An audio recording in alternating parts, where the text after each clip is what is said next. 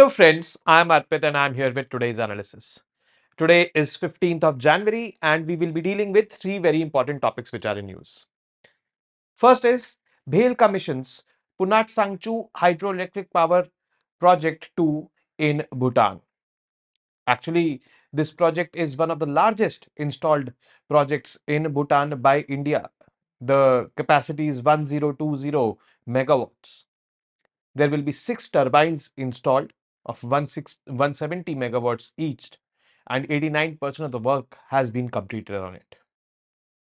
Now, this will be the fifth hydroelectric power project by India in Bhutan. Well, it will serve the energy needs of Bhutan as well as it will increase Bhutan's exports to countries like India. Second is 17 Indian fishermen captured by the Sri Lankan Navy. These people have been arrested, and you know, this is nothing new, I would say. There have been these kind of instances since many years. 1974-76, there were agreements signed where we drew the international maritime boundary line, and the Kachativu island went on the side of Sri Lanka. But there were two conditions kept by Mrs. Indira Gandhi then. Condition number one was uh, that the Indian fishermen should be allowed to dry their nets on the Kachadivu island, and second was the people from India should be allowed to go and visit this island for the celebration of the St. Anthony's festival. Now, when the fishermen go there, problems are there. And the last topic is India's economic growth outlook. This is according to a United Nations report. So, according to this report, India's economy will be growing at 6.6% in the current fiscal, and in 2026, it will be growing at 6.7%. There will be a rise in the growth rate. This is primarily due to high level of domestic demand, domestic consumption. Second, huge amount of capex, that is capital expenditure done by the government in infrastructure creation and all. The third is rising electronics exports from India, and this is further expected to rise with the advent of semiconductor chip industry in India. But there are a few challenges as well. Challenges like climate change, challenges like geopolitical tensions which are not in our control, and obviously ethnic conflicts inside our country that can also pose challenges to this economic growth. Now, this forecast makes India the fastest growing major economy in the world, a position which it is holding since the last 3 to 4 years. Yes, this is some good news. We will be dealing with the MCQs based on these three topics, and then we will be discussing the answers to the MCQs of yesterday. Now, the first piece of news, that is BHEL Commission's Punatsangchhu 2 hydroelectric power project in Bhutan. So, Bharat Heavy Electricals Limited is doing this. Last month, when the Bhutanese king visited India, we were talking about it. At that time, the progress completion as per the website of Punatsangchhu hydroelectric power project 2 was 87% completion of that project it was showing. Now it is showing 89% completion because BHEL is installing the turbines over there. Now, this project is part of a bilateral agreement between both these governments, Government of India and the Royal Government of Bhutan. And it will solidify BHEL's presence over there in Bhutan because India is already operating, have constructed and is operating 4 hydroelectric power projects, and all have been commissioned by BHEL. Now, talking about the project overview of this particular upcoming project, that is Punatsangchhu 2 hydroelectric power project, it is situated in the Wangdiu district of Western Bhutan, a region known for its hydroelectric potential, and entire Bhutan has a lot of hydroelectric power potential. Now, it has total installed capacity of 1020 megawatt. 6 units of 170 megawatts each, means 6 turbines will be installed of 170 megawatts. Annual power generation, once fully commissioned, means all the 6 turbines are installed and they are working. The project is expected to generate 4357 gigawatt hours of electricity annually, making it a significant contributor to Bhutan's energy needs as well as Bhutan's exports to other countries. Now, what kind of technology is being used and all, we should know that as well. Briefly, France's turbine.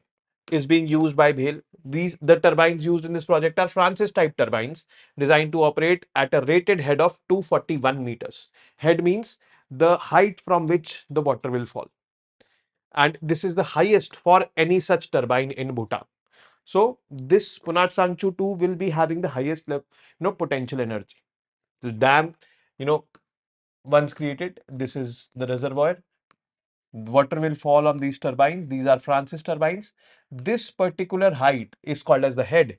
It is 241 meters.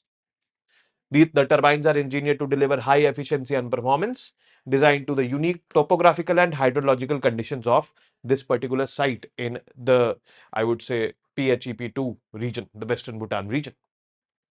Now, BHEL's role in the project: BHEL was responsible for the design, manufacture, supply, installation, and commissioning of the electromechanical works for the project. Means from design to development to installation, everything. This includes 6 into 170 megawatts vertical Francis turbines, you know, matching synchronous generators, a SCADA system for control and monitoring, generator transformers, shunt reactors, and auxiliary systems. These are sub components of the after, I would say, components of the turbine, which are responsible for generating electricity and then transmitting it. The equipment for the project was manufactured in BHEL's plants located in Bhopal, Jhansi, Rudrapur, Bengaluru, and its transmission business group. So all are manufactured in India. On-site commissioning was carried out by BHEL's Power Sector Eastern Region division based in Kolkata. Commissioning timeline: Unit 1 and 2 of PHEP2 were successfully synchronized on December 16 and 17, 2024 respectively, that is last month. The full commissioning of all 6 units will complete the project, and it is 89% complete as of now. So means all the 6 are not commissioned, and it is expected that by March, it will be commissioned and it will be operational. Now next is BHEL's ongoing participation in hydroelectric power development in Bhutan. So as I said that this Punatsangchhu 2 is going to be the 5th project by India in Bhutan. There are already, 4 existing. First is Chukha, 4 into 84 megawatts, means 4 turbines, each turbine generating 84 megawatts. Kurichu, 4 into 15 megawatts. Tala, 6 into 170. This is the same, 1020 megawatts it is generating, just like Punatsangchhu 2. Mangdechu was the latest one, 4 into 180 megawatts. So this was there, and this has all been commissioned by BHEL. Now PHEP 2 is coming, but you might be wondering, what about PHEP 1? So PHEP 1, the work is going on that. PHEP 1 will be the 6th after PHEP 2. BHEL is working on another major project, the Punatsangchhu 1 hydroelectric power project, which has a capacity of 6 into 1200 megawatt. 6 into 200 will make it 1200. That will be the biggest one, Punatsangchhu. As of now, Tala and this Punatsangchhu 2 are going to be the largest hydroelectric power project. But yes, Punatsangchhu 1 will replace it when it will be completed. Now, what has been BHEL's role? So this is the commissioning of PHEP2 is a significant milestone in the long-standing energy cooperation between India and Bhutan. A country with abundant hydropower resource, Bhutan is, and has been a key partner in India's energy import strategy. We import the excess energy generated by those hydroelectric power projects which have been constructed by India in Bhutan, those 4, and now this 5th. So yes, we are, first of all, making those projects for Bhutan. Electricity is being generated. Bhutan is taking electricity from that. The excess electricity Bhutan is exporting to us. This contributes in Bhutan's exports to India.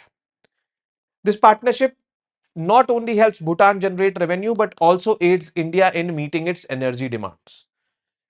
So this is kind of a permanent cooperation which is being established between both the countries. We are making India dependent upon that country. And yes, Bhutan has that potential, the hydroelectric power potential. So kind of we are harnessing that. Now, we've been talking about BHEL doing all this. So let's know some basics about BHEL as well. So BHEL is a state-run company, means government-owned, and government owns 63.17% stake in BHEL as of September 2024, and it remains one of India's largest public sector enterprises, and it is profitable. It is a state-run company involved in the design, engineering, manufacturing, construction, testing and servicing of products and services for the core sectors of the economy, including power, transmission, transportation, and infrastructure creation. So it is Heavy Electricals, Bharat Heavy Electricals Limited. And you know, we can use the expertise of BHEL not only in Bhutan but yes, Nepal also, because Nepal is also keen on tapping its hydroelectric power potential. In 2023, when the Nepalese Prime Minister visited India, they set a target that Nepal will generate 10,000 megawatts of power and it will export to India. So we are undertaking some projects in Nepal as well. We can expand this to other countries of South Asian region as well. This is again one of the elements of our soft powers. So yes, this is important. Second is 17 Indian fishermen arrested by the Sri Lankan Navy. Now this is not new, I would say. There have been many instances when, Indian fishermen get arrested by the Sri Lankan Navy. Now this time, these people have been arrested from the Nedun island. They were fishing near the Nedun island in early hours of 12 January 2025. This was somewhere around 3, 4 a.m. in the morning. And now there have been protests from the fishermen's families and highlights the ongoing tensions regarding the maritime disputes between both these countries. Now, key points. First, on 11 January, two boats from the Chimadam set out from the Rameshwaram Fish Landing Center. So it is basically this island is Kachativu, which you can see over here. But yes, they were here, somewhere here, northern part of Sri Lanka, where they were arrested. So the boats carried a total of 17 fishermen, 8 fishermen on one boat and 9 on the other. Fishermen were fishing near the Nedun also known as the Delft Island, when they were apprehended by Sri Lankan Naval Patrol around 3:30 a.m. on 12th of January. In 2024, that is last year, 535 Indian fishermen were arrested by Sri Lanka. So, as I said, that this is not new. This is something which happens in routine, and hence that this is a major challenge. Obviously, the families of those arrested people will protest. Women relatives of the arrested fishermen blocked the Madurai Rameshwaram highway. Then one of the protesters expressed that, we are living in hardships. If the Sri Lankan Navy is thinking that these people are smugglers, though it is not like that. If they would have been smugglers, so we would not be living in hardships. We are simply earning our living, doing the fishing and all. So, but the Sri Lankan Navy, regularly arrests Indian fishermen from Tamil Nadu, allegedly crossing into the Sri Lankan waters. And, in the oceans, there are no fences. And since there are no fences, so, it leads to uh, confusion, or you will not know when you've crossed that island and all, or you've crossed that boundary, international maritime boundary line. Now, about Nedun Island or the Delft Island, which we are seeing. This is the actual location of the Delft Island, and it is in the northwestern part. And here is somewhere the Kachativu Island, which is most talked about. The Kachativu Island was handed over to Sri Lanka. This is basically the international maritime boundary line, which was drawn in 1974, 1976. There were two agreements. Okay. So, uh, Indian fishermen might have crossed this, and they are arrested near this Delft Island. And talking about this island, it is a 50 square kilometers island with a width of 8 kilometers and a maximum width of about 6 kilometers. Geography: the island is flat and oval shaped, often experiencing strong winds, making it a soothing and windswept area. No permanent streams on the island. The primary freshwater resource is the surface water collected in natural depressions and artificial ponds over there. Flora and fauna: the island has a mix of dry shrubs and semi-arid tropical plants. There are also tall palm trees contributing to the island's beachy feel. And historical and cultural significance of this island is that there is a Dutch fort made from the dead coral chunks dating back to the Dutch colonial area. The Dutch were, ruling over here before the Britishers. The island is home to a population of around 4,800 Tamil people who live in the northern part of the island in small compounds. So yes, in the northern part largely the Tamilians live. But yes, this arrest of the 17 fishermen by the Sri Lankan Navy has again brought attention to this particular scenario or this particular challenge between both these countries. This challenge needs to be resolved. Technological adoptions have to be there on the boats. If they are not, I would say, aware about the international maritime boundary line, so something of that sort can be done. Some satellite communication and all can be there, so that those boats don't cross the water and these kind of challenges are tackled. The next is India's economic growth outlook according to this UN report. So in 2025, India will grow by 6.6% and 2026, India will grow by 6.7%. This is basically the crux of this report. And there are multiple factors like private consumption, investment, and government driven infrastructure development, which is happening in the country, which is leading to such high levels of growth. I'm saying that such high levels of growth, these growth rates are below or lower than the earlier growth rates which the Indian economy has achieved in the preceding years. So there is a slowdown, I would say. But yes, in itself, this figure is the highest in the world. So this is what we need to understand.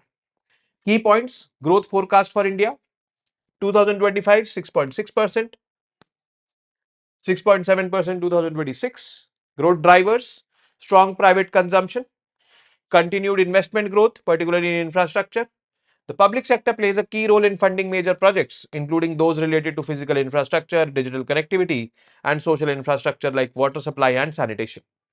Economic slowdown in 2024-25, the first advance estimates by the National Statistics Office predict a slower growth of 6.4% for India in 2024-25, which is lower than the RBI projection of 6.6. So RBI's projection is meeting the United Nations projection, but yes, first advanced estimates of the National Statistics Office is saying 6.4% we will grow.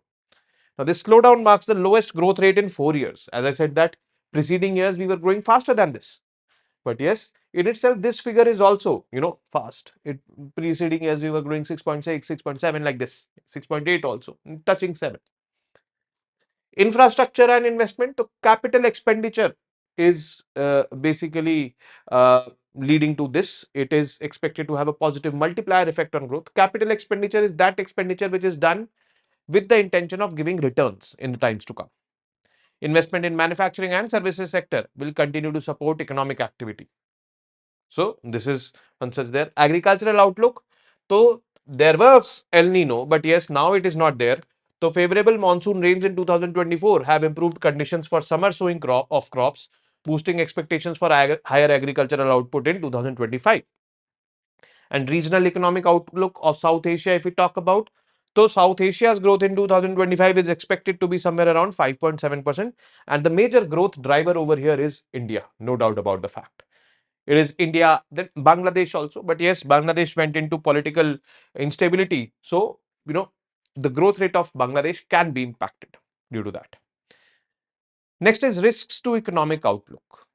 Growth is going to be there, but yes, there are imminent risks also. And due to those risks, this growth can further be subdued. These risks are geopolitical tensions. One, Russia, Ukraine. Second, in West Asia. Second, deacceleration in external demand, means exports will go down. Ongoing debt challenges for India. India's debt to GDP ratio is somewhere around 80-90%. Social unrest in some regions like Manipur is on the boil, and other regions also can go into social unrest, so that can definitely hamper growth. And this imminent risk of climate change is always there. Climate change can subdue agricultural growth, it can subdue industrial growth, it can increase the demand for electricity, so that less electricity will be available for industries and all. So that is going to be a challenge. Talking about the inflation, the consumer price inflation in India is forecasted to decrease from an estimated 4.8% in 2024 to 4.3% in 2025, staying within the 2 to 6% range set by the RBI. So this is manageable, quite manageable, and this is very much under control, I would say. Global economic outlook, we've talked about India, we've talked about South Asia. The global economy will be growing by 2.8% in 2025, and it was the same as of 2024. So 2.8% is the global growth rate average. Opportunities for resource-rich countries. India as a resource-rich country can leverage rising demand for critical minerals to boost economic growth, create jobs, and increase public revenues for investments. So we are dependent upon Africa also for that, and we have that critical mineral mission which is there, and Africa is very much important. It is also a resource-rich country. However, opportunities come with significant risks, including environmental and social impacts of these mining and all. And report also urges the governments to adopt forward-looking policies and comprehensive regulatory frameworks to ensure sustainable and equitable extraction of resources. So yes, things are looking good for India, but yes, the growth rate has slowed down from the previous years. But yes, we need to, make ourselves more resilient so that we can face those challenges which are imminent.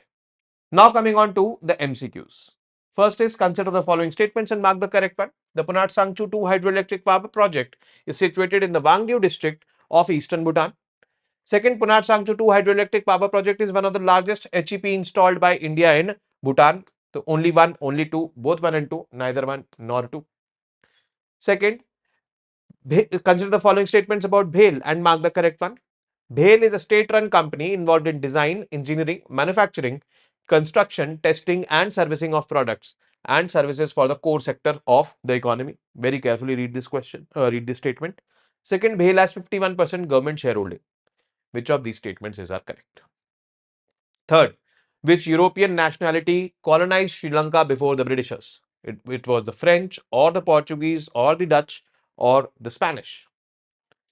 Fourth, arrange these geographical entities from north to south. Park Strait, Mannar Island or the Delft Island. 1, 2, 3, 1, 3, 2, 2, 3, 1 or 3, 1, 2.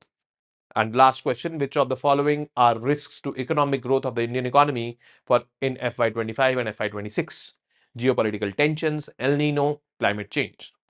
Find the correct combination over here. Now coming to the MCQs of 14th of January. Which of these is a criteria for beaches to be recognized as blue flag beach? Environment sustainability, it is there. Safety measures on the beach, it is there. Water quality is there. And there was a fourth also, that was environment education, or how you are educating the people about environment sustainability. So all of the above is going to be the correct option over here. Second, consider the following pairs and mark how many of them are correctly matched. So Radhanagar in Andaman and Nicobar Islands, this is correctly matched. So Kovalam is not in Kerala, it is in Tamil Nadu. And the Eden Beach is again not in Tamil Nadu, it is in Puducherry. That part of Puducherry which is encircled in Tamil Nadu. So technically speaking, it is Puducherry. So only one pair is correctly matched, we can say. Third, in which of these domains can big data be used? Traffic management, I gave you that example. Urban planning, yes. Potholes and all, flooding and all. Healthcare, yes, for developing predictive models. So it is going to be all of the above for this. Fourth, consider the following statements with respect to UNCEBD and mark the correct one. It was formed in 2014. Yes, this is correct. The advisory board of UNCEBD handles day-to-day affairs of UNCEBD. It is not the advisory board which handles it. Advisory board is the apex body. It is the, I would say, UN bureau which handles it. So this statement is wrong. Only one is going to be the correct option over here. So A. Now with this, we've come to an end of today's session. I will be seeing you tomorrow now with more such informative news pieces. Till then, you guys very well know what to do. Not repeating it today. Namaste, Jai Hind, see you tomorrow.